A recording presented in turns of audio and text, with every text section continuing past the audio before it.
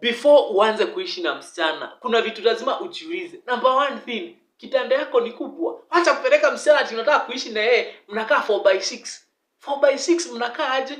Unapata wengine wanakaa 3x4. Unapata wengine wanakaa, yani kitanda kadogo na unataka kuishi na msichana. What do you mean unataka kuishi na msichana? Huyo ni mwenye kama ni kukuja kutembelele siku moja usiku moja aende. Acha kuishi na msichana. Acha kujipea stress ya kuishi na msichana na kitanda yako ni dogo. So first you have to consider kitanda yako ni kubwa.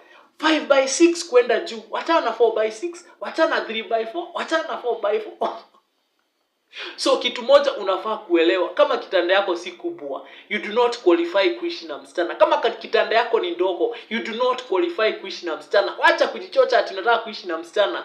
Number 2, kitu kingine unafaa kuconsider, wasichana wanalalaga venye wanataka. Let me tell you, wasichana wanalalaga venye wanataka kwa kitanda. Unaweza pata kitanda wewe kama mwanaume uko mwisho kabisa, msichana amelala katikati akiangalia juu. Amelala katikati, amejispread yake yote. Makosa inakujanga pale unapata msichana actually ni mnono. Sasa tutatumia jina gani? Upate msichana ni plus size, ni mkubwa, yani kimwili ni mkubwa.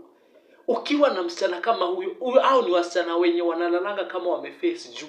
Sijui kama ni juu ya kupumua, sijui kama ni juu wasifinye kifua sana, but inakuwaga hivyo. So hao ni wasichana wenye watalala wameface juu. Expect that. So kama msichana ni mkubwa, kitu unafaa kuelewa ni ile venye atalala, her sleeping position, utaumia my friend. Usidhani ati ni kama venye watu wanalanga kwa movie ati kama wamekeleana mikono. Haunaga hiyo time, kulala ni kulala. Okay? So utajipata maybe kwa kakona fulani, kwa ka side fulani, yeye amelala katikati. The third thing enye hauambiangwi, wasichana hungorota. Halo. Hii kamera inaniona kweli? Wasichana hungorota.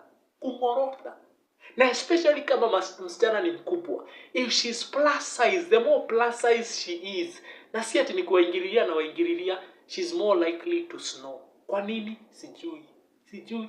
Lakini wasichana wanangorotanga sana. So you can imagine wewe ni mwanaume mwenyewe, wewe hata ungorotangi. By the way, hata ukilala, hata unaweza lala kando ya mtu na asijue ulikuwa umelala. Juu wewe ni wale watu silent sleepers. Unalala kama umenyamaza. Hakuna kungorota, haupumui sana, haufanyi nini. Lakini unapatana na msichana, kazi ni kungorota. Kukuamsha asubuhi. Unaamka tu na kungorota. Hata si alarm itakuamsha, ni hiyo kungorota itakuamsha. So you have to consider these things. Kuishi na msichana si rahisi. It's not easy. Lazima ufikirie. First of all, hizo vitu zote nimekuambia, lazima ufikirie. Na ya mwisho kabisa, tissue inaishanga haraka. Hiyo sita explain sana.